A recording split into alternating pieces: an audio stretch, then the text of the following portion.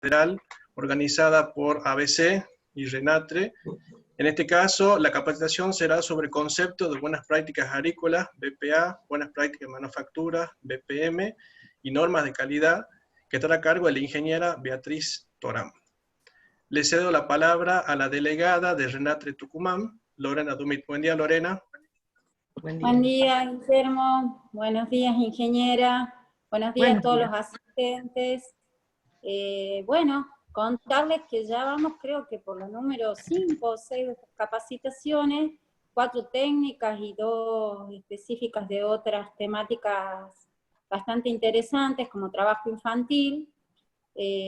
Contarles que, bueno, RENATRE conjuntamente con INTA, con ABC, con UATRE han puesto este tipo de capacitaciones a distancias, obviamente respondiendo a la situación del COVID-19, que nos obligó a buscar nuevas herramientas para acercarnos a los actores del campo.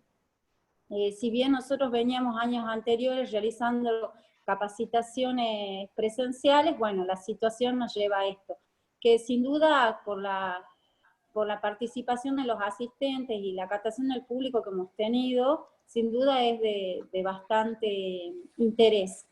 Bueno, contarles también que el registro, tanto a trabajadores como empleadores de la actividad rural, quienes participen en capacitaciones técnicas, tendrán una certificación en su historia laboral de manera online. Los trabajadores, por ejemplo, lo podrán ver impactados en sus libretas, que tienen el formato de tarjeta, y el empleador a través de la página del RENATRE. Yo les acercaré un link, les voy a acercar un link a través del Zoom, con el cual podrán contestar no más de 5 o 8 preguntitas, y podrán llenar estos datos para que se les pueda certificar la participación en estos cursos. Bueno, desde ya, muchísimas gracias. Bueno, gracias, Lorena. Como siempre, repetirle de que en la parte inferior de la pantalla ustedes pueden ver ahí donde dice chatear para realizar las preguntas. Mientras la ingeniera vaya haciendo la exposición, ustedes vayan escribiendo y yo al finalizar la exposición leeré las preguntas para que la ingeniera Torán las responda. Sin más, le doy la bienvenida a la ingeniera para que comience la presentación. Buen día, Beatriz. Buenos días, Guillermo, ¿cómo estás? Buenos días a todos. Antes que nada, bueno, quería agradecer al INTA, al ingeniero Mocoló, al ingeniero Olivera por tenerme en cuenta y por invitarme a dar esta jornada de capacitación. Bueno, hoy vamos a hablar de lo que es buenas prácticas agrícolas, buenas prácticas de manufactura y normas de calidad. Bueno, principalmente lo que es las buenas prácticas agrícolas y las buenas prácticas de manufactura son, en términos de alimentos, la base de los sistemas de lo que vamos a llamar la seguridad alimentaria. La seguridad alimentaria tiene que ver con la garantía del abastecimiento y de que los alimentos que consumen las personas no van a hacer daño a su salud, ¿sí? Tiene que ver con eso, con ambas cosas, ¿sí? Principalmente, bueno, lo que es los programas de inocuidad tienen que ver con lo que es seguridad alimentaria en términos de lo que es garantizar la salud del consumidor con respecto a los alimentos. Los programas de inocuidad se pueden desarrollar en base a diferentes estándares que, o sea, hay diferentes estándares, ¿no es cierto? Que tenemos los privados, que son los que vemos acá, Global Gap, Primus GFS, HACCP, BRC, FSC 22000, SQF, AIB, ¿sí? Son estándares privados, o sea, es una empresa que decidió desarrollar sistemas que al implementarlos en la industria alimenticia garantizan la inocuidad de los productos, ¿sí? De todas formas, también están estándares que tienen que ver con desarrollos del gobierno, por ejemplo, los estándares que ofrece el SENASA, los estándares que ofrece el Ministerio de Salud, que también tienen como base lo que son las buenas prácticas agrícolas en campo y buenas prácticas de manufactura en lo que es planta. Bien, ¿para qué implementamos las buenas prácticas o los programas de inocuidad? Bueno, por un lado, ya lo hemos dicho varias veces, para garantizar la inocuidad de los alimentos durante la producción y cosecha, que hace las buenas prácticas agrícolas, y durante la manipulación de los productos, lo que sería ya en las plantas de proceso. ¿Sí? Por un lado eso. Por otro lado, también implementamos los programas de inocuidad para obtener habilitaciones, porque todo establecimiento que produce o procesa alimentos que van a ser consumidos, tienen que tener algún tipo de aval por parte de los organismos gubernamentales, por ejemplo el SENASA, el Ministerio de Salud, la Dirección de Bromatología, tienen que hacer como una vigilancia sobre lo que es el proceso y la distribución de los alimentos.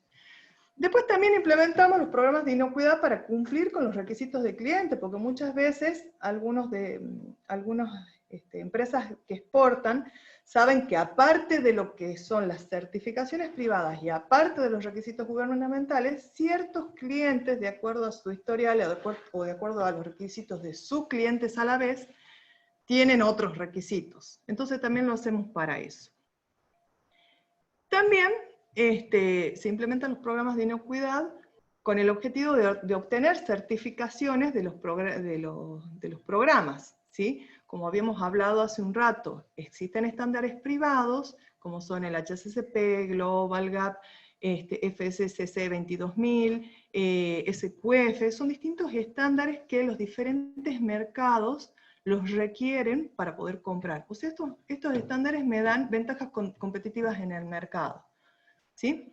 Que generalmente esto surge porque, ¿qué es lo que pasa? Nosotros estamos en Tucumán, ¿sí? Por ejemplo, nosotros producimos y procesamos arándanos para venderlos en Estados Unidos, o en Europa, o en otros países que están lejos de aquí.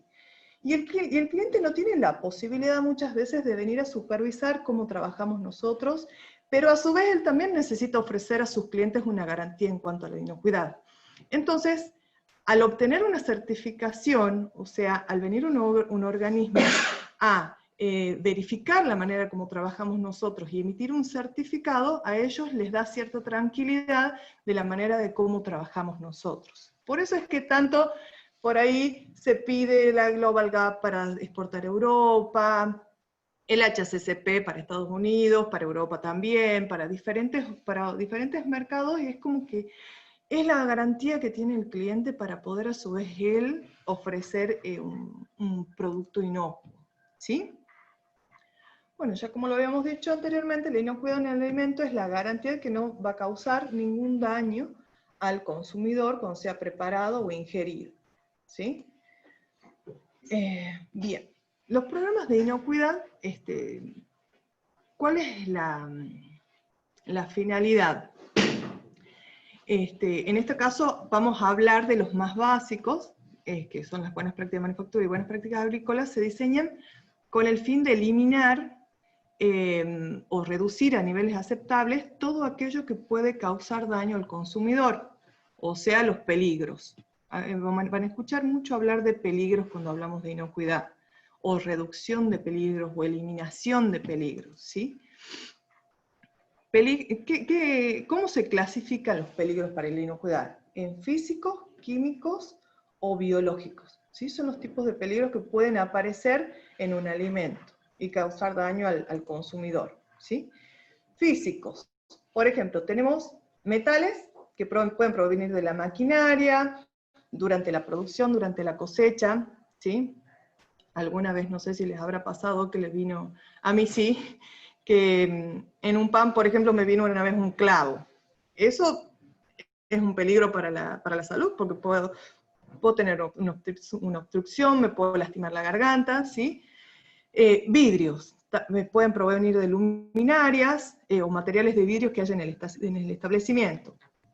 Maderas, ¿sí? Pueden provenir de pallets en mal estado, por eso hay que cuidar la integridad de los pallets y en definitiva hay que tratar de evitar el uso de la madera, Pero bueno, el uso de las pallets de madera es medio todavía muy difícil en nuestro contexto de eliminarlo totalmente. Entonces, como no nos queda otra que usarlos, por ahí cuidar la integridad y monitorear la integridad, que no hayan pedacitos de pallet que puedan caer en el producto y producir un daño. Yo siempre me refiero a que a ninguno de nosotros nos gustaría, ni que a nosotros, ni que a alguno de nuestros hijos, comer un yogur y que me aparezca una astilla y que después termine lastimando el sistema digestivo o la garganta o produciendo algún ahogamiento, ¿sí? Piedras, ¿sí? Que eso se da mucho en la cosecha de extensivo, chía, poroto, garbanzo, ¿sí? Que dentro de lo que es el proceso de cosecha pueden terminar en el producto. Entonces, por eso siempre hay un proceso posterior de selección en el cual se eliminan estos productos. Otros materiales extraños, que pueden ser, por ejemplo, cabellos, joyas, que eso ya pueden provenir del personal mismo, ¿sí? Plástico, bueno, por ahí sabemos que en las líneas de proceso, por ahí a veces tienen partes plásticas, que también es importante monitorearlas, que no nos falte ninguna, porque si me falta una parte plástica en la maquinaria, y yo no sé dónde está, es posible que esté contaminando el alimento, ¿sí? Los químicos. Bueno, dentro de los peligros químicos tenemos lo que son los productos fitosanitarios, pueden ser los combustibles, grasas y aceites de las maquinarias, químicos de limpiezas, toxinas, las micotoxinas y aflatoxinas que provienen de ciertos hongos, son un peligro químico, pero de origen biológico, los alérgenos y recientemente se han agregado los peligros radiológicos. ¿Sí? De ahí, los peligros biológicos. Tenemos los microorganismos patógenos, o sea, todos los microorganismos que pueden estar presentes en el alimento por alguna contaminación, por alguna descomposición, y pueden llegar a hacer algún daño a la salud, provocar algún problema digestivo o algún otro tipo de problema, ¿sí? Después tenemos parásitos, virus. Peligros biológicos también son los ocasionados por plagas, ¿sí? Los hongos que producen toxinas, ya dijimos que las toxinas son peligros químicos, pero que se originan en ciertos tipos de hongos, ¿sí? Como las Aspergillus flavius y las Aspergillus parasiticus, ¿sí? De ahí, cuando existe una contaminación biológica, se producen lo que se llaman ETAs, ¿sí? Que son las enfermedades transmitidas por los alimentos, ¿sí? Por ejemplo, tenemos la salmonelosis, que la produce la bacteria de la salmonela, que tiene origen en las aves, por ejemplo. Por eso es que se insiste tanto en la industria alimenticia de excluir el acceso a pájaros, palomas, todo tipo de aves que pueden, a través de su materia fecal, contaminar el alimento y producir la salmonela, ¿sí?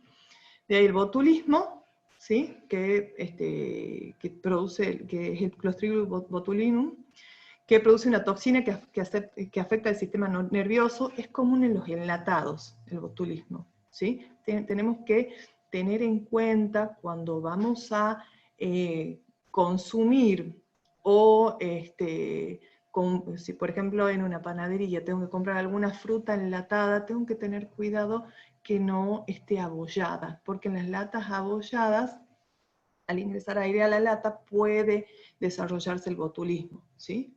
El Clostridium, perdón. La listeriosis la produce la Listeria monocytogenes, ¿sí? Y bueno, lo que tiene la listeria es que vive en el frío, perdón. ¿Sí? Vive en el frío, es una bacteria que vive en el frío, entonces los productos congelados, es más, tiene afinidad por el frío, entonces los productos congelados puede ser común la listeria, ¿sí? Después tenemos la intoxicación por Staphylococcus aureus, y bueno, lo que es la diarrea enteromorrágica, que se origina por contaminaciones con una especie en particular de la Escherichia coli, que es la Escherichia coli O157H7, ¿sí? Que se da mucho en lo que es la carne, ¿sí? Pero bueno, también puede existir algún tipo de contaminación en otro producto que no sea carne, ¿sí? Las famosas contaminaciones en las hamburguesas o o las personas que se enfermaron por comer una hamburguesa, normalmente es por esto, por la presencia de Escherichia coli, y en particular esta especie produce el síndrome urémico hemolítico, que es una enfermedad muy grave que te puede llevar a la muerte. Entonces, por eso es importante tener en cuenta lo que es los programas de inocuidad para prevenir todo este tipo de enfermedades que pueden estar presentes, ¿sí? Bueno, bien, habiendo presentado lo que son los peligros que pueden estar presentes en el alimento, tenemos que ver a dónde tengo que prestar atención, ¿sí? ¿Están todos los peligros presentes en mi planta? Y quizá todos no. Entonces yo dentro de lo que es mi programa tengo que ver a dónde voy a tener cuidado, ¿sí? Tengo que ver si existe la probabilidad de que ocurra. Por ejemplo, yo tengo una planta que la hice toda en base a un diseño sanitario y, por ejemplo, no tiene ningún, vamos a establecer el peligro físico, vidrio. ¿Sí? Tengo una planta que tengo todo un diseño sanitario en el cual eliminé el vidrio y no tengo ninguna probabilidad de que existan pedazos de vidrio, ¿sí? Entonces quizá mi probabilidad de ocurrencia va a ser baja, o quizá insignificante, ¿sí? Y bueno, la gravedad de las consecuencias de una contaminación con vidrio es una contaminación grave. Si yo vendo un producto por vidrio, contaminado con vidrio, la persona puede tener un problema grande de salud, puede lastimarse el estómago, es importante. Entonces, hago un cruce entre la probabilidad de ocurrencia insignificante y las consecuencias, la severidad alta, ¿sí? Entonces, como estoy diciendo que quizás no existe en mi planta, el riesgo es insignificante. Pero si, por ejemplo, yo trabajo con mucho personal y no puedo limitar, no puedo controlar a todo el personal y quizá tengo algún mínimo riesgo de que alguna persona introduzca un vidrio en mi planta, quizá la probabilidad no es insignificante, sino baja. Entonces, como la gravedad es alta, voy a tener quizá un nivel de riesgo mínimo, o sea, tengo que prestar atención y tengo que invertir ciertos recursos, pero no el máximo, ¿sí? Ahora, supongamos que yo estoy en una zona en la que hay palomas, ¿sí? Y supongamos que tengo una planta, yo por ahí siempre hablo de plantas que son plantas viejas y plantas nuevas, porque por ahí las plantas viejas, anterior al conocimiento de los sistemas de inocuidad, tienen por ahí la tendencia a no tener diseños sanitarios. Entonces quizá tengo portones grandes, quizás sin cortinas, que los tengo que tener abiertos. Entonces, por ejemplo, quizá tengo una probabilidad de ingreso de palomas, ¿sí? Entonces, si yo voy a analizar el peligro biológico, salmonela, ¿sí? Y estoy en una zona de muchas palomas, en una planta que no tiene un diseño, el edificio no tiene un diseño sanitario, quizá no tengo cortinas en todas las entradas, no estoy excluyendo totalmente las palomas, entonces quizá tengo una probabilidad de ocurrencia de ese peligro mediano, ¿sí?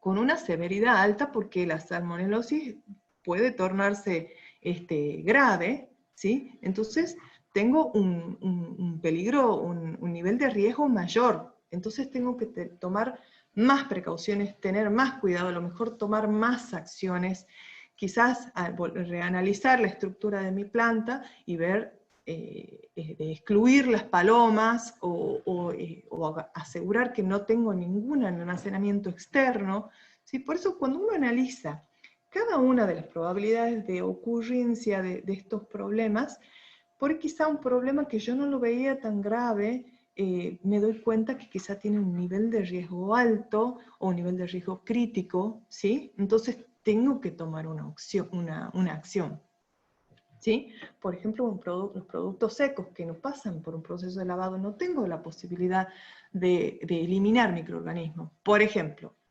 analicemos la chía, son las semillas de chía, o el arándano fresco, que no lo voy a lavar, ¿sí? no lo voy a lavar. Entonces, si tengo un acceso de palomas a mi planta o si tengo algún almacenamiento afuera, corro el riesgo de que haya una contaminación y no voy a tener una eliminación posterior, ¿sí? Entonces voy a estar en esta zona, ¿sí? Ahora, si hablamos de, por ejemplo, un poroto que va a ser cocinado posteriormente, o un producto que va a pasar por un proceso de lavado, quizá puedo disminuir un poco el nivel de riesgo, ¿sí? Pero siempre tengo que trabajar en los programas de inocuidad desde el punto de vista preventivo, ¿sí? Tengo que disminuir la posibilidad del ingreso, del acceso de peligro a mis alimentos, ¿sí? Bien. Entonces, una vez que hice la evaluación de riesgos, o sea, cuáles son los peligros a los que tengo que prestar atención, empiezo a analizar, digamos, todo lo que es el entorno de mi producto, ¿sí? ¿Qué es lo que rodea mi producto? Dentro de lo que es la evaluación de riesgos. ¿Qué es o sea, si yo analizo lo que es mi producto, un clamshell de arándano, una torta. No sé si vieron en los supermercados que venden las tortas listas. Generalmente en los supermercados, en las grandes cadenas, hay un programa de inocuidad detrás de esa torta lista, ¿sí? Fruta fresca, una manzana, cualquier producto que una persona lo va a comer. Eso es lo que tengo que pensar, que una persona lo va a comer, ¿sí? ¿Qué es lo que rodea ese producto? Lo rodean edificios, maquinarias, equipos, personal, el ambiente en sí de la planta, y un sistema y una serie de operaciones, ¿sí? Entonces, sobre eso tengo que enfocar el análisis de riesgo. ¿Cuáles son las cosas que pueden llegar a significar pueden llegar a contaminar mi alimento, ¿sí? Entonces, por ejemplo, acá tenemos, cuando hablamos de prácticas operacionales, si vemos, por ejemplo, este arándano, vemos que hay una persona, vemos que hay un ambiente, ¿sí? Volvamos a pensar en el tema de la zona de palomas, como el riesgo que puede existir, ¿sí? En este caso de cosecha manual, ¿sí? En un caso de cosecha con máquinas, también tengo una máquina, ¿sí? Que si por acá o por acá tengo un pedazo de plástico, un pedazo de metal que se sale, puedo llegar a contaminar el producto, ¿sí? Tengo personas que están aquí arriba, ¿sí? Entonces tengo que analizar el entorno del producto. Eso es importante a la hora de evaluar el riesgo, ¿sí? Bien. Bueno, acá en el caso anterior estábamos viendo una situación de campo, ahora vemos una situación de planta, ¿sí? Acá estamos en una planta que empaca palta, ¿sí? Tenemos personas, ¿sí? Tenemos el producto, tenemos maquinaria, tenemos un techo, aunque no se lo ve aquí, tenemos una luminaria, ¿sí? Hay una serie de cosas que yo tengo que garantizar que no va a hacer daño a mi producto, ¿sí? Bien, entonces, de esta manera es como vamos a analizar dos situaciones diferentes. Una serie de lo que son las buenas prácticas en el campo y de lo que son las buenas prácticas en planta. Las buenas prácticas en el campo, ya lo dijimos, son las buenas prácticas agrícolas, ¿sí? Como dijimos hace un rato, tenemos los edificios e instalaciones, que también están en el campo, quizá no tan cerca del producto, ¿sí? Pero lo mismo tengo que tener una serie de cuidados, ¿sí? Por ejemplo, los productos químicos que se almacenan, los tengo que almacenar de una manera restringida, que no cualquier persona pueda tener acceso a los productos químicos. ¿Cómo es eso una prevención? Porque, por ejemplo, si una persona que cosecha entra a un cuarto de agroquímicos, toca los productos químicos y después vuelve a cosechar, puedo contaminar el producto, porque no está haciendo una aplicación de acuerdo a lo establecido en un rótulo, ¿sí? Del producto químico. Entonces, por eso es el acceso restringido, tiene que estar cerrado, no cualquier persona tiene que poder acceder, ¿sí? Entonces, de esa manera estoy previniendo, ¿sí? Y tener unos mecanismos de contención, porque si tengo mucho volumen almacenado y hay un derrame y tengo el campo cerca, puedo llegar puede llegar a haber una contaminación. O sea, tengo que contenerlo. O sea, el famoso zócalo que muchas veces se le pone a los cuartos de agroquímicos es para contener. ¿Sí? Bien. De ahí, el campo tiene que contar con las instalaciones sanitarias accesibles y necesarias para el desarrollo de las prácticas de higiene. O sea, si yo quiero garantizar que no hay peligros biológicos en mi producto, yo tengo que contar en el campo con un baño en buenas condiciones y con los insumos necesarios, jabón, papel, sanitizante, diferentes cosas que hacen a lo que es la higiene personal a la hora de usar un baño, ¿sí? Y tienen que estar cerca, o sea, en general los estándares te piden que la persona no tenga que caminar más de 500 metros para ir al baño, ¿sí? Porque es para que no usen el campo de baño. Esa es la finalidad, no exigirle al productor que gaste dinero, sino es para eso, es para garantizar que la persona va a ir al baño, va a estar todo en condiciones para que la higiene se mantenga y se prevengan los peligros biológicos, ¿sí? Y hay que designar un sector de descanso lejos del cultivo.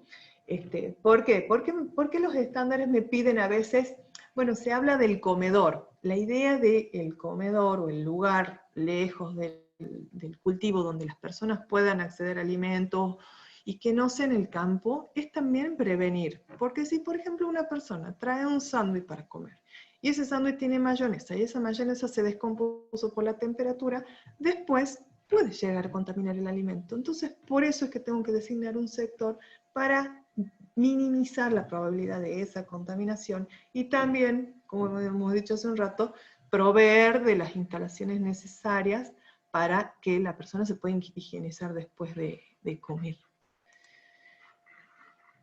¿Sí? Seguimos con el tema en el campo. Bueno, maquinarias y equipos. Su diseño y mantenimiento no debe comprometer la inocuidad de los alimentos. Por ejemplo, en el caso de pulverizadoras, tienen que tener una calibración adecuada, ¿sí? Porque si tengo una calibración adecuada, probablemente no haga adecuadamente las aplicaciones de productos químicos y puedo tener productos químicos, residuos de productos químicos en el producto por encima de lo permitido. Entonces estoy frente a un peligro químico, ¿sí? En el caso de los recipientes, tienen que estar limpios y en buenas condiciones, o sea, el huenco, la bandeja plástica, cualquier producto, el bin, no tiene que estar desarmándose ni rompiéndose ni con pedacitos de plástico porque todo lo que no es el alimento es una contaminación en el alimento, ¿sí?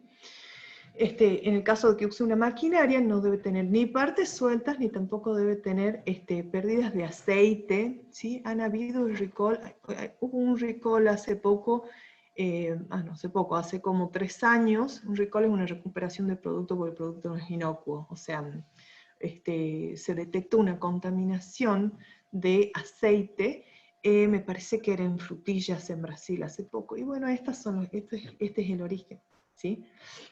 Entonces se tuvo que analizar bien en el mercado dónde estaba el producto y evitar que la gente se lo coma, porque una persona no tiene que comerse un producto que tiene aceite o alguna contaminación química, porque las contaminaciones químicas son complicadas porque son silenciosas, ¿sí? O sea, a la larga aparecen los cánceres, aparecen las cuestiones que después me doy cuenta que son de origen químico, ¿sí?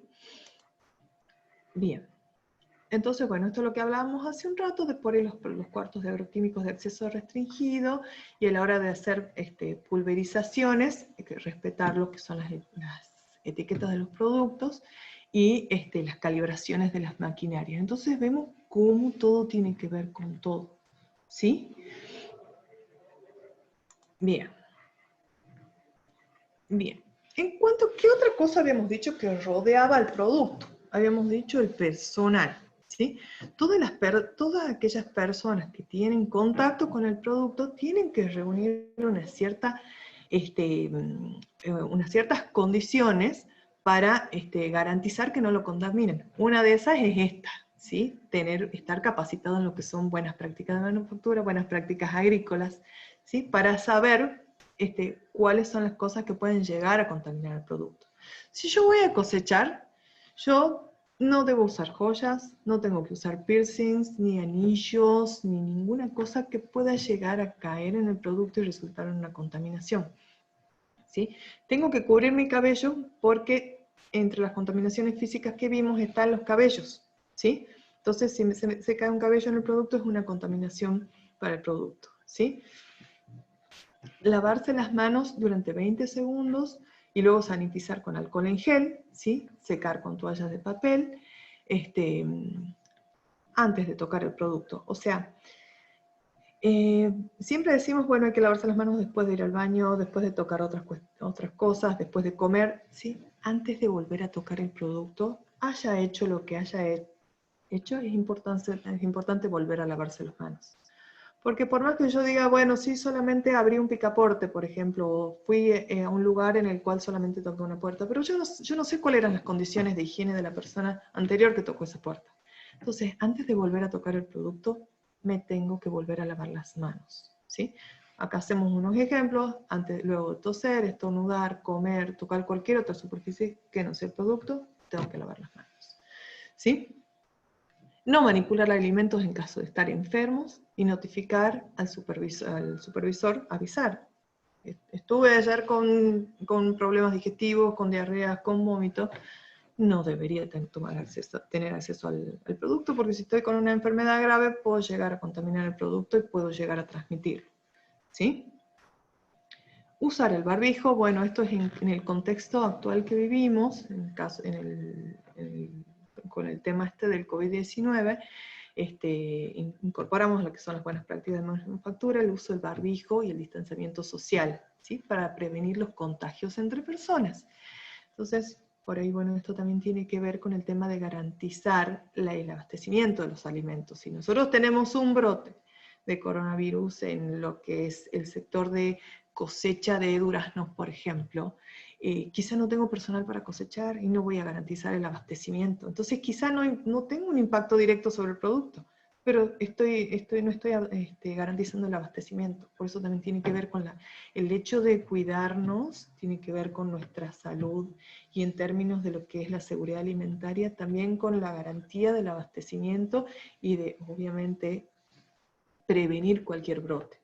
¿Sí? Todo en base a prevención, ¿sí? No esperar que ocurra. Eso por ahí conversaba mucho con las personas del campo que me decían, me planteaban, no, si acá no tenemos ningún problema, pero bueno, no tenemos que esperar que ocurra, ¿sí? No tenemos que esperar que aquí en Tucumán haya algún brote grande. Si tenemos la suerte de que hasta este momento en algunos sectores no hay todavía un brote grande, pero no tenemos que esperar que ocurra, tenemos que prevenirlo, ¿sí? Bien, sigamos. ¿Qué otras cosas rodean al producto? El ambiente, todo lo que rodea al producto. Recién mostrábamos una foto de la cosecha, de lo que son las aplicaciones y todo. Todo el ambiente tiene que mantener las condiciones de orden y limpieza para evitar la contaminación del producto. Porque si yo, por ejemplo, tengo el campo que está impecable y a 2 metros tengo un basural de cosas o por ahí un chatarrerío de cosas, estoy generando un refugio para plagas. Entonces las ratas van a querer ir ahí a quedarse y encima tienen el alimento para comer, entonces voy a generar una contaminación biológica. Entonces el ambiente también, el ambiente de trabajo tiene que ser de orden y de limpieza, no solamente donde están las plantas, no solamente donde está el cultivo, sino lo que los rodea también, ¿sí? Bien, acá tenemos un pequeño instructivo de lavado de manos, ¿sí? Van a ver que últimamente hay muchos instructivos, por ejemplo, este es un ejemplo, mojarse bien las manos con agua de red o potabilizada, ¿sí? Usar jabón, ¿sí? Para eliminar los gérmenes, ¿sí? Frotarse las manos durante 40-60 segundos, ¿sí? Incluyendo las muñecas. Enjuagarse con abundante agua, ¿sí? Y secarse con una toalla de papel descartable o agitando las manos. ¿Sí? Es importante el no uso ya de la toalla de tela porque no sabemos quién la usó anteriormente, qué problema puede haber tenido. Y si es posible, usar luego el alcohol en gel. ¿Sí? Bien. De ahí, ¿qué otras cosas tenemos que rodear al producto? Bueno, todo lo que nosotros hacemos, ¿sí? Lo que son las prácticas operacionales, también me pueden afectar al producto, ¿sí? Por ejemplo, el manejo de productos químicos se tiene que realizar por personal capacitado, por lo mismo que hablábamos hace un rato de los riesgos de contaminación química por un mal uso de los productos químicos, ¿sí?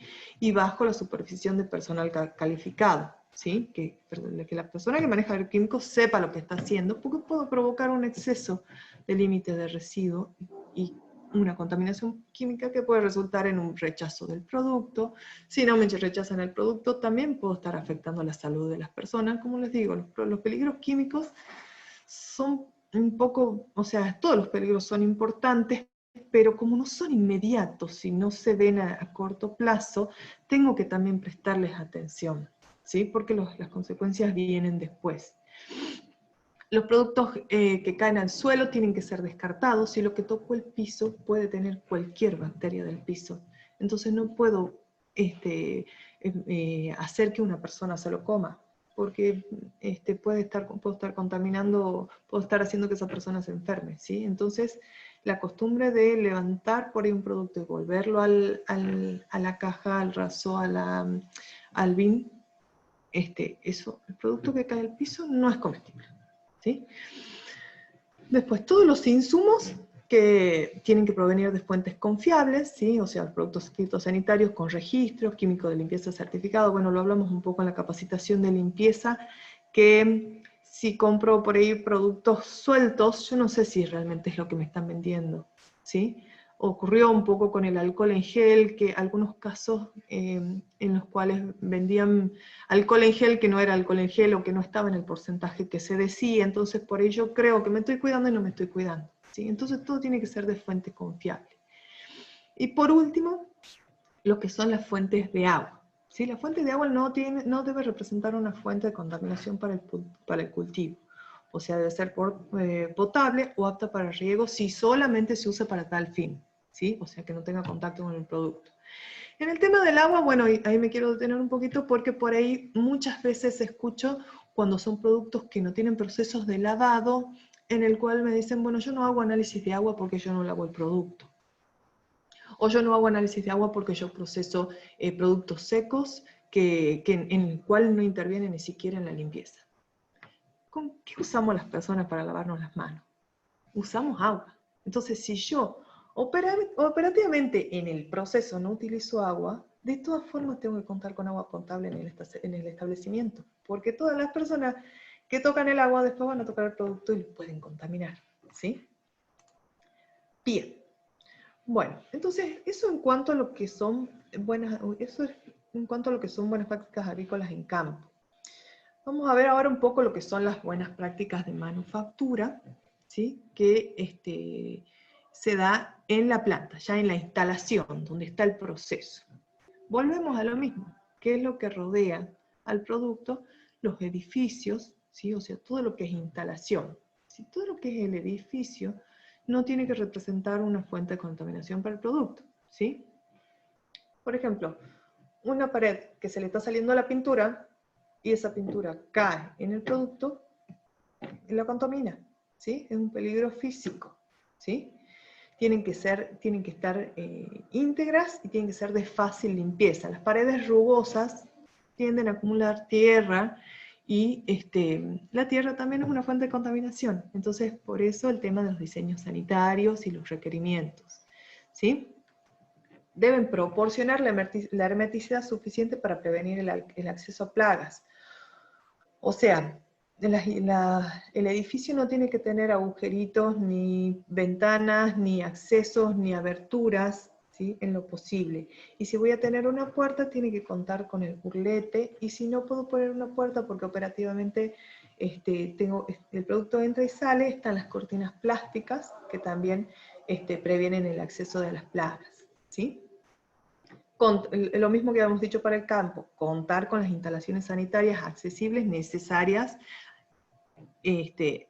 para las prácticas de higiene y en buenas condiciones. O sea, tengo 5 baños, funciona uno solo y tengo 100 personas. Siempre en buenas condiciones de funcionamiento, el baño y la estación de lavado de manos con su respectivo jabón, toalla de papel y sanitizante, ¿sí?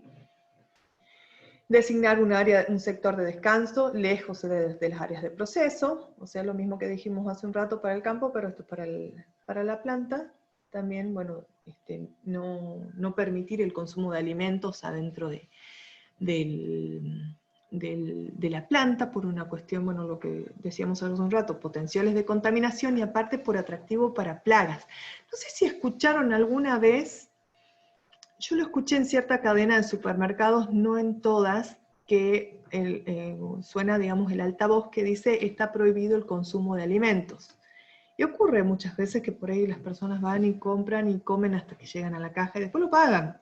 Pero en ese comer hasta que llegamos a la caja, no sabemos que estamos perjudicando el programa de control de plagas que tiene ese establecimiento. Porque quizás estoy tirando migas, estoy atrayendo cucarachas, ratas y cuestiones que después pueden resultar en una contaminación biológica. Entonces, por eso es el área de descanso, el comedor, lejos de las áreas de proceso.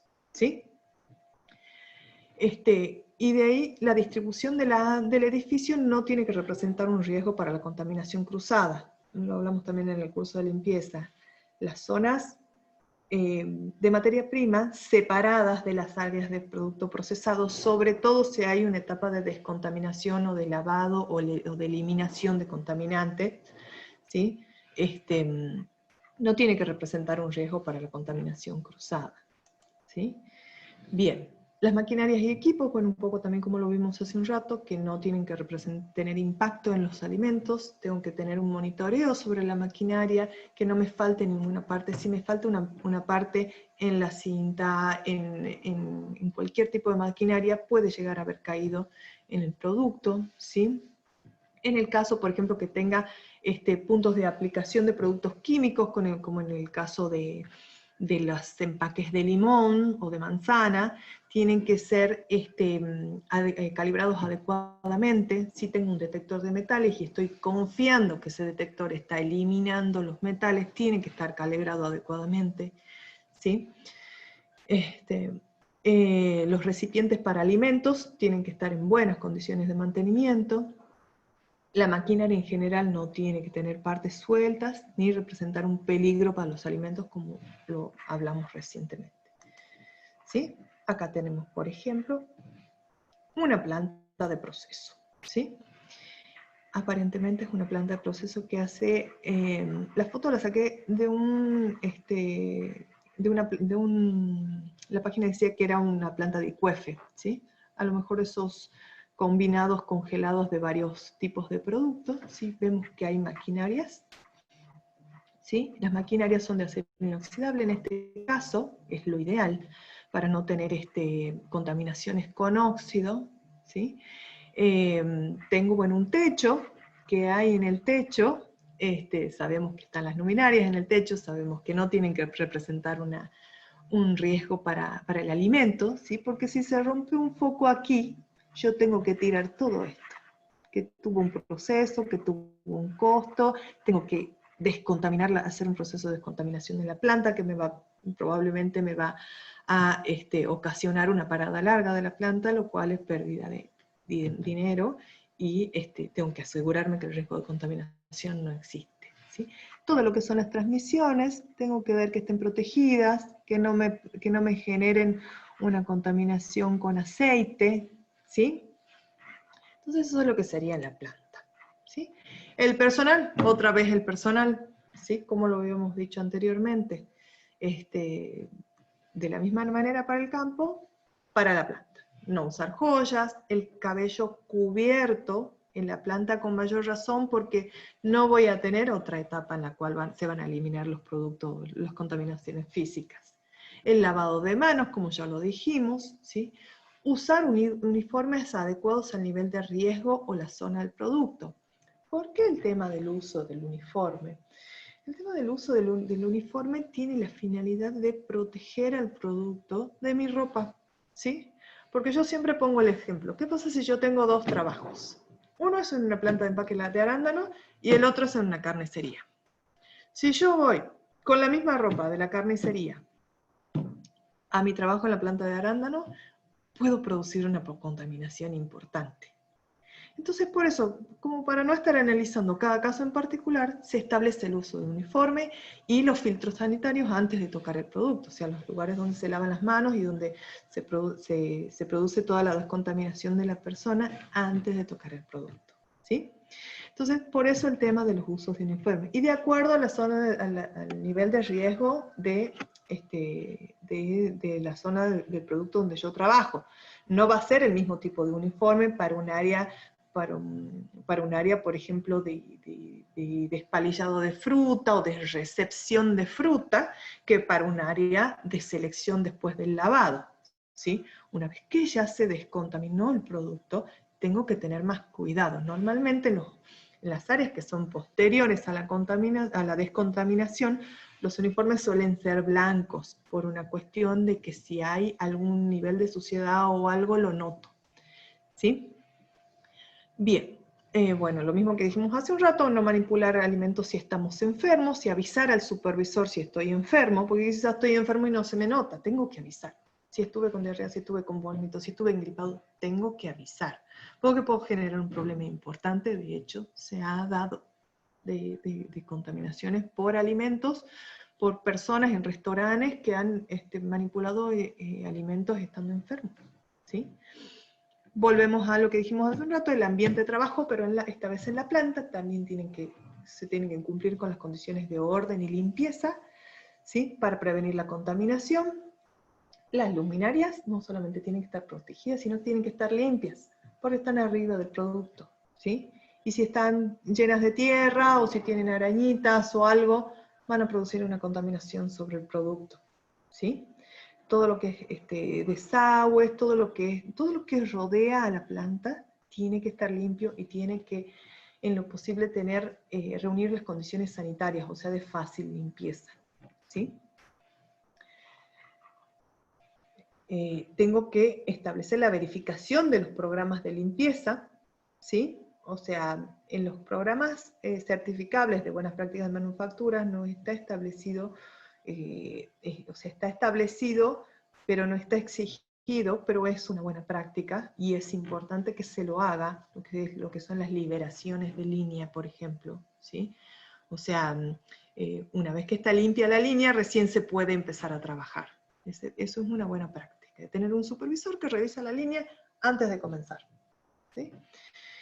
Y contar con un programa de manejo integrado de plagas, que también lo vimos en la capacitación de limpieza y plagas, para prevenir lo que son las contaminaciones biológicas, ¿sí? Bien, acá están imágenes de lo que hablábamos hace un rato, lo que es la protección con uniformes con respecto al alimento, ¿sí? Estas personas, seguramente las que estoy mostrando ahora, están en un área donde ya se descontaminó el producto, por eso están tan protegidos, ¿sí? Todo lo que son, acá vemos, digamos, lo que es un ambiente de producto. Tenemos las luminarias, tenemos las personas, tenemos el uso de los recipientes de alimentos lejos del producto, lejos del suelo, perdón, lejos del suelo, ¿sí? Tenemos una persona, tenemos un termómetro, por ejemplo, ahí vemos que el termómetro no es de vidrio. Es importante no utilizar termómetros de vidrio, porque no solamente tengo el riesgo del termómetro, sino también el del mercurio, ¿sí? Que es tóxico, es cancerígeno. Entonces, es importante, ¿sí? Bueno, así como también lo veíamos en el campo, también en la planta tenemos el tema de las prácticas operacionales, también en cuanto al manejo de productos químicos, realizarse por personal capacitado, ¿sí? Calificado, ¿sí? El almacenamiento de productos y materiales no tiene que representar un refugio para plagas, ¿sí? Eso es lo que tienen las prácticas operacionales en planta. No debo tener material viejo guardado. ¿Por qué? Porque ahí donde está el material, por ejemplo, muchas veces uno va a los empaques y nos dicen, no, esas son cajas viejas que ya no usamos esa marca. Y bueno, tengo que tratar de no tenerla en el empaque. ¿Por qué? Porque al estar estacionado, pueden quedarse a vivir las ratas, pueden quedarse, es una cosa más que tengo que limpiar. Tengo que tratar de, si lo voy a tener guardado, tenerlo en buenas condiciones de limpieza, ¿sí? Porque si no estoy generando un potencial de contaminación importante, ¿sí? Lo mismo que veíamos para el campo, los insumos tienen que provenir de fuentes confiables, ¿sí? En este caso no serían productos fitosanitarios, sino todos los productos químicos con registro, toda la materia prima que ingresa. Si yo tengo un programa, una planta con un programa de seguridad alimentaria, y traigo materia prima o materiales de proveedores que no lo tienen, quizá estoy introduciendo un problema en mi planta, ¿sí? Como hablábamos en la capacitación anterior sobre en un caso en el cual en una cadena de supermercados que tiene un programa de seguridad alimentaria, ya no sabían qué hacer con las ratas porque tenían todo implementado y lo mismo tenían ratas, y descubrieron que un proveedor de papa le traía en los palos las ratas. Entonces tengo que ver que todos los insumos, todo lo que yo traiga en mi planta, no me genere un problema, ¿sí? Fuentes de agua, lo mismo que decíamos hace un rato, no tiene que ser una fuente de contaminación para el producto, tiene que ser potable porque ya estoy en una planta de proceso. Por más que yo no lave el producto, puedo usarlo el agua sirve para limpiar las máquinas. Si yo no uso agua como los procesos secos para limpiar las máquinas, las personas que trabajan en mi planta se lavan las manos con esa agua, entonces tiene que ser potable, ¿sí? Bien. Otro de los temas, eso es en cuanto a lo que es buenas prácticas agrícolas y buenas prácticas de manufactura, que son las bases de los sistemas. Otro de los temas a tratar es el tema de las certificaciones de normas de inocuidad alimentaria. Hay muchas opciones de certificación de normas de inocuidad alimentaria. Las que más requiere el mercado últimamente son para campo, Global Gap, que se usa mucho aquí en Argentina, la Primus GFS, que es aplicada a campo, nada más que, bueno, aquí no se usa mucho en campo, se la implementa más en planta, pero es una norma que aplica para los dos tipos de establecimiento.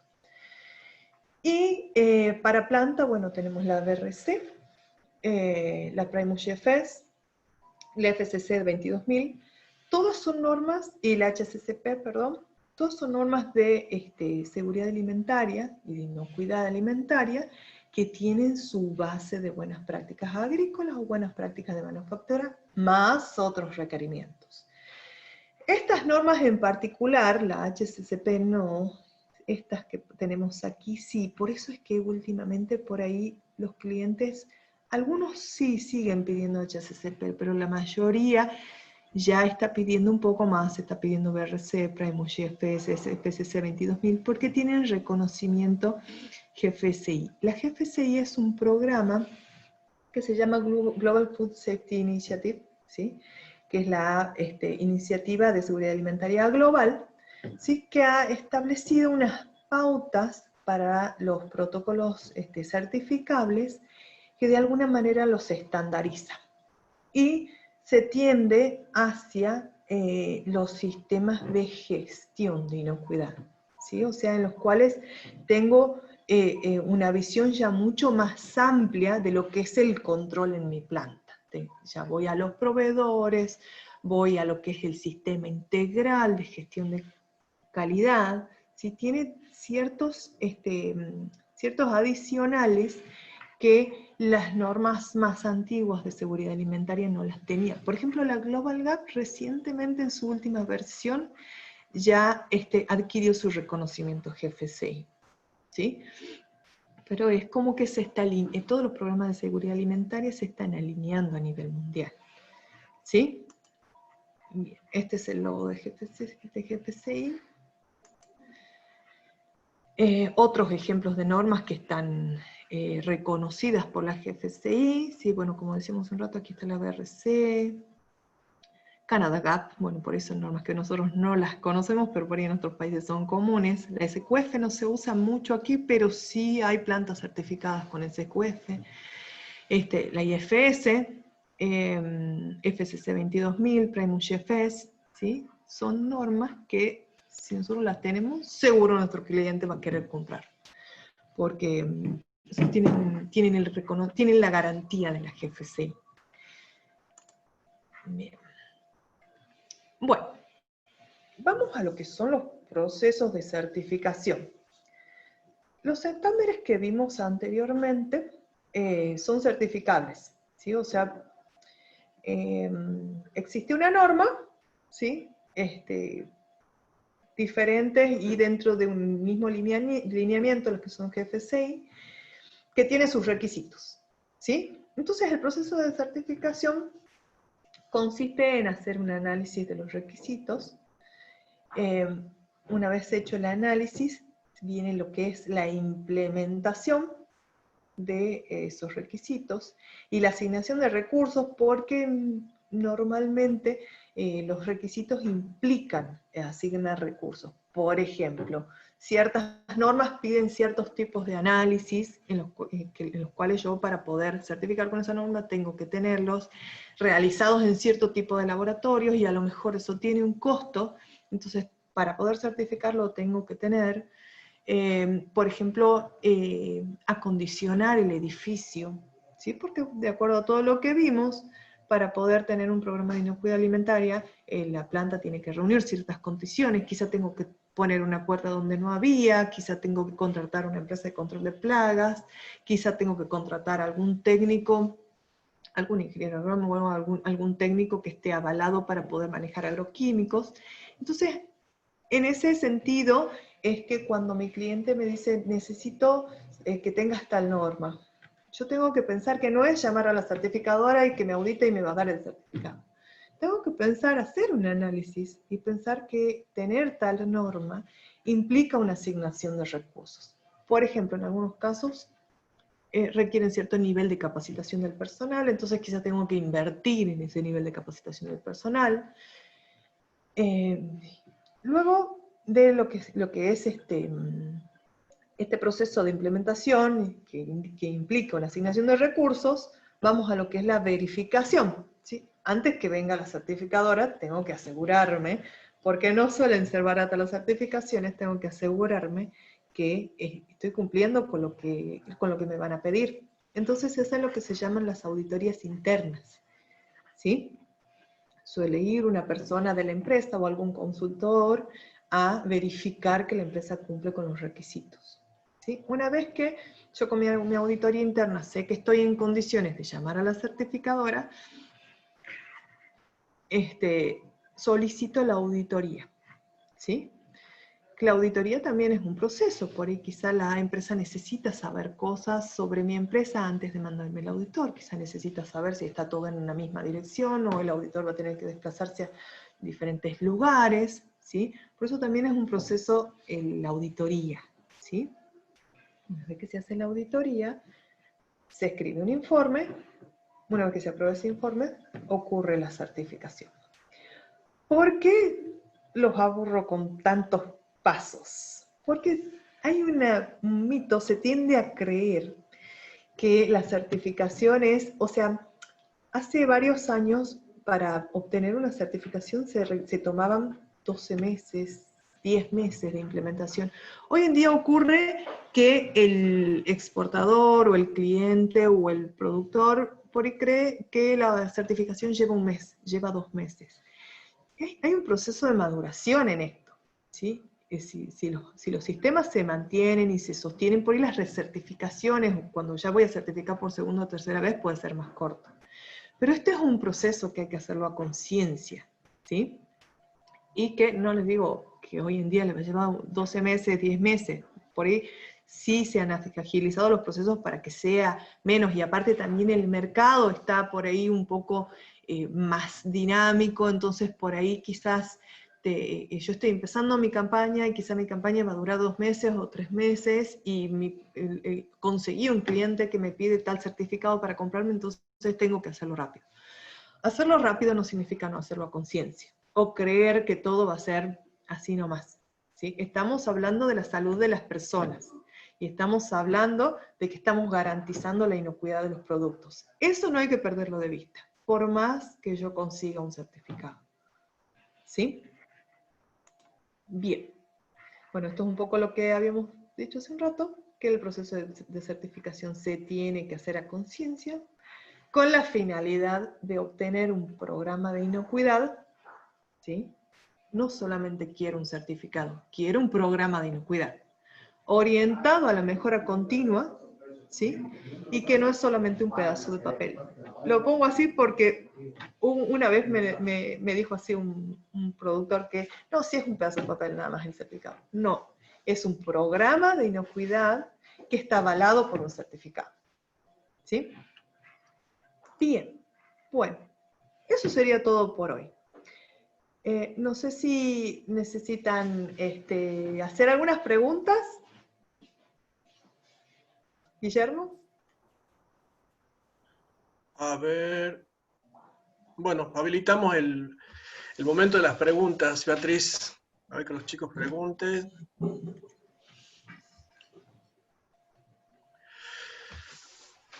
Dice, buen día, me gustaría saber si el hecho de certificar, por ejemplo, con normas Global Gap, una empresa exportadora debe tener un asesor en BPA para cumplir o demostrar su implementación respecto a la ley en BPA en el sector frutícola. Si pueden aclarar ese tema, ya que los productores me consultaron al respecto. ¿Se entiende la pregunta? No hay un requerimiento, exclusivo de un asesor BPA. Lo que sí hay requerimientos de capacitación en cuanto al personal que maneja químicos y en cuanto al personal que, capacitación en higiene, ¿sí? O sea, por ejemplo, a la hora de aplicar un producto necesitamos el aval de un asesor técnico. No, la norma hoy en día no exige que haya un asesor BPA. Normalmente se contrata porque la norma es complicada, tiene muchos puntos y hay personas que están, digamos, capacitadas para hacerlo, pero la norma no requiere una calificación para el asesor o para la persona que hace la auditoría interna. Generalmente se contrata un consultor, pero también hay empresas que lo hacen por sí solos sin un consultor y certifican igual. Bien. Otra pregunta. ¿A dónde deben recurrir los pequeños productores para recibir asistencia técnica o asesoramiento en BPA, por ejemplo, los pueblos originarios? Y bueno, eso en Senasa INTA tiene bastantes programas de apoyo a los productores, por ejemplo, Cambio Rural. Son programas que se desarrollan para asistir a los productores en la implementación de buenas prácticas. De hecho, está vigente, Beatriz, esto de las buenas prácticas agrícolas para fruticultura en Argentina desde este año. Ajá. ¿Así es? ¿En cuanto a Cambio Rural? No. En fruticultura. En cuanto a Senasa, sí. En cuanto a Sí, Senasa, Senasa. sí. Y en cuanto a Cambio Rural también, no sé en este momento, pero yo estuve en un programa en el cual fui técnica de Cambio Rural, en el cual mi función era asistir a los productores en lo que es buenas prácticas de manufactura, en ese caso. Pero Bien. hay programas. En este momento está Senasa, Fernando. Sí, Senasa es el que está trabajando en eso. Bien. A ver, ¿qué más me dicen acá?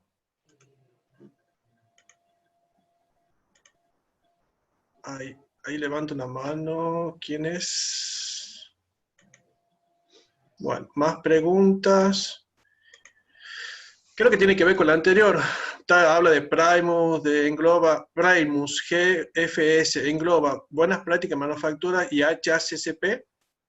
Primus. Una práctica de manufactura, HACCP, y tiene la parte de gestión de inocuidad. Tiene una parte de Primus GFS engloba lo que es buenas prácticas de manufactura, HACCP, la parte de gestión de inocuidad, y también es aplicable a campo, o sea, también tiene puntos de buenas prácticas agrícolas. Primus GFS puede certificar un campo o puede certificar una cuadrilla de cosecha que tiene su certificado para ir a cosechar a los campos. O sea, tiene un certificado específico para cuadrillas de cosecha. Aquí todavía no se usa mucho, pero es interesante. O sea, no solamente buenas prácticas de manufactura y HACCP, sino también la parte de gestión y la parte de campo también. Bien. ¿Cada cuánto es recomendable capacitar en buenas prácticas al personal y qué recomiendan para seguir día a día la aplicación de estas? Por ejemplo, el listado del checklist. ¿Cada cuánto será? Lo ideal es, de eso depende del tiempo que dure la campaña. Lo ideal, o sea, sí o sí una vez al año lo tengo que hacer. Si mi tipo de producto, de producto es estacional y tengo variación en la cantidad de gente que viene a trabajar, yo tengo que asegurar que cada vez que ingresa una persona recibe la capacitación. Y continuamente se puede hacer un monitoreo, si tengo el recurso suficiente o un supervisor de buenas prácticas que pueda diariamente hacer como el ingreso de las personas y verificar que cumplen con los requisitos. También eso se usa mucho, sobre todo en planta, la verificación de cuando van a entrar a trabajar, el lavado de mano, el uniforme, todo se puede llevar un control. Bien. Marilena nos pregunta si hay nuevas normas en las certificaciones a partir del coronavirus. Hasta ahora no están en vigencia, pero sí se están desarrollando protocolos que contemplan el coronavirus. Pero hasta este momento no hay una normativa en vigencia que ya haya, porque los desarrollos de las nuevas versiones llevan su tiempo, llevan su análisis y su aprobación. Bien. Bueno, algunas preguntas también tienen que ver con si estamos grabando. Esta capacitación se está grabando en Facebook, en vivo, y luego la subiremos al YouTube de Apratuc, por lo que me están preguntando esa parte. Bueno, ahí creo que también Lorena puso para que puedan sumar esta capacitación a la capacitación a la libreta. ¿Así sería? ¿Cómo es, Lorena, esto? Así sería, les envié un link por el Zoom para que puedan contestar 8 preguntitas, son muy simples, y una vez que ellos contestan, estas capacitaciones se certifican en la historia laboral online, que la pueden ver a través de la tarjeta, a través de la libreta en formato tarjeta, los trabajadores y los empleadores en el portal de RENATRA. Bueno, acá don Ramón pregunta qué posibilidad hay que le manden el material por correo. La respuesta sería que este es un poco variable. La ingeniera ha hecho su presentación. No sé, ¿qué le puedes contestar, Beatriz? Se puede mandar el material, sí, se puede mandar Bien. un resumen de lo que hemos visto. Bueno, sería entonces cuestión de que nos mande la ingeniera y lo pidan. Lo pueden pedir. Mi correo es gerencia@apratuc.com.ar y ahí le mando lo que me envíe la ingeniera Beatriz. Y bueno, si no hay más preguntas, ya entendieron lo de RENATRA para subir a su historial en la libreta. Bueno, si no hay más preguntas, entonces lo daríamos por terminado. Si Dios quiere, el próximo jueves estaremos con una nueva capacitación, en este caso con el ingeniero Mocoroa, sobre higiene y seguridad en los establecimientos frutihortícolas a las 10 de la mañana. Ya hoy vamos a mandar el formulario de inscripción para que puedan participar y registrarse. Bueno, muchísimas gracias a todos. Muchas gracias, Beatriz, muchas gracias, Lorena, y a todos ustedes que siempre nos vienen acompañando en estas capacitaciones organizadas por el ABC y por RENATRA. Tengan buen día. Hasta luego. Muchas gracias a todos, que tengan buen día. Buen día, hasta luego. Hasta luego.